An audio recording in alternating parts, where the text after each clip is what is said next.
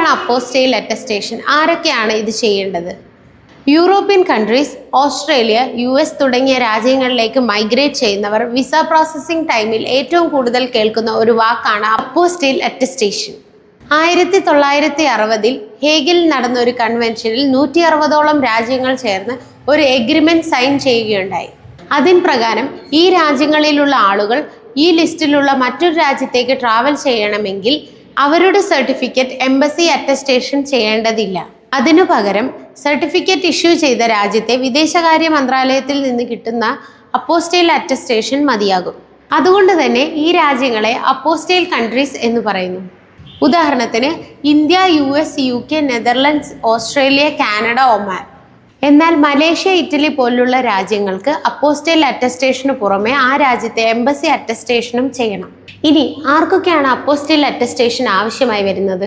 മുമ്പ് പറഞ്ഞ രാജ്യങ്ങളിലേക്ക് ഹയർ സ്റ്റഡീസിനായി പോകുന്ന സ്റ്റുഡൻസ്, അവിടെ വർക്ക് ചെയ്യാൻ പോകുന്ന മെഡിക്കൽ പ്രൊഫഷണൽസ്, പിന്നെ അവിടെ വർക്ക് ചെയ്യുന്ന ഫാമിലിയെ കൊണ്ടുപോകാൻ ആഗ്രഹിക്കുന്നവർ എന്നിവരൊക്കെയാണ് educational and non educational documents apostille attestation ചെയ്യേണ്ടത്. ഹയർ സ്റ്റഡീസിന് പോകുന്നവർ എഡ്യൂക്കേഷണൽ സർട്ടിഫിക്കറ്റ്സും യൂണിവേഴ്സിറ്റി ആവശ്യപ്പെട്ടാൽ ബർത്ത് സർട്ടിഫിക്കറ്റും PCCയും മാർക്സ് കാർഡ് എന്നിവയും, medical professionals transcript, registration certificate എന്നിവ കൂടി അറ്റസ്റ്റ് ചെയ്യണം.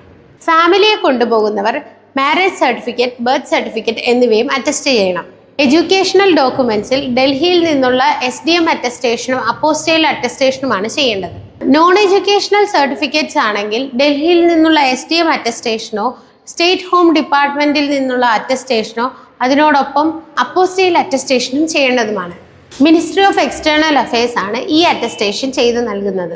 അപ്പോസ്റ്റൈൽ അറ്റസ്റ്റേഷൻ സംബന്ധിച്ച് കൂടുതൽ വിവരങ്ങൾക്കായി ഞങ്ങളെ കോൺടാക്ട് ചെയ്യും.